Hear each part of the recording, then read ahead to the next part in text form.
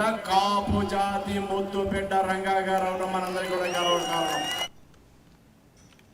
ప్రకాశం జిల్లా ఒంగోలులో వంగవీటి మోహన రంగా జయంతి వేడుకలు ఘనంగా జరిపారు రంగా అభిమానులు.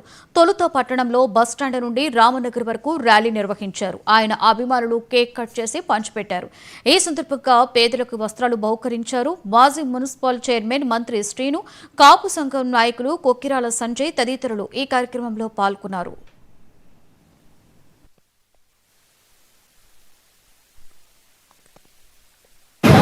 మహానాయకుడిని మనందరం స్మరించుకోవాలి తప్పనిసరిగా. ఎందుకంటే ఎవరైతే ప్రజల సంక్షేమం కోసం వాళ్ళ సమస్యలు పరిష్కరించడం కోసం కృషి చేస్తారో అటువంటి నాయకుడిని మనం గుర్తుంచుకోవాల్సినటువంటి అవసరం ఎంతైనా ఉంది.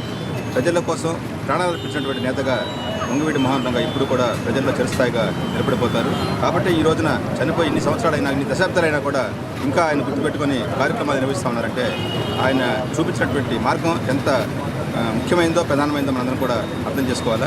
ఆయన జీవిత ఆశయం ఏంటంటే రిజర్వేషన్లు, కాపులకి రిజర్వేషన్లు రావాలి, అలాగే పేద బలహీన వర్గాలందరూ కూడా అభివృద్ధి పథకం అనుగుణంగా అందరూ కూడా ఆయన చూపించినటువంటి మార్గంలో ప్రయాణించాలని చెప్పేసి మనస్ఫూర్తిగా కోరుకుంటూ అదే ఆయనకి మనం అర్పించేటువంటి నిజమైన నివాళులను తెలియజేస్తూ జిల్లా కాపు సంఘం ఆధ్వర్యంలో ఈ రోజున వంగవీటి మోహన్ రంగా బడుగు బలహీన వర్గాల ఆశయ జ్యోతి అయినటువంటి వంగవీటి మోహన్ రంగా గారి 78వ జయంతి కార్యక్రమాలు ఈరోజు ఇక్కడ ఈ వేడుకలు జరుగుతున్నాయి.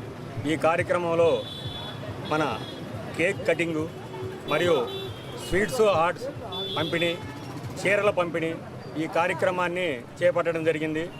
ఈ కార్యక్రమాన్ని రంగా గారిని 78 సంవత్సరాల క్రితం పుట్టిన 40 సంవత్సరాల క్రితం చనిపోయిన ఈ రోజుకి గుర్తుపెట్టుకొని ప్రతి ఒక్కరూ పేరు పేరున రంగా గారిని స్మరించుకుంటూ ఈ రోజుకు కూడా ఆయన ఆశయాలను కొనసాగించాలని ఈ కార్యక్రమం చేపట్టడం జరిగింది.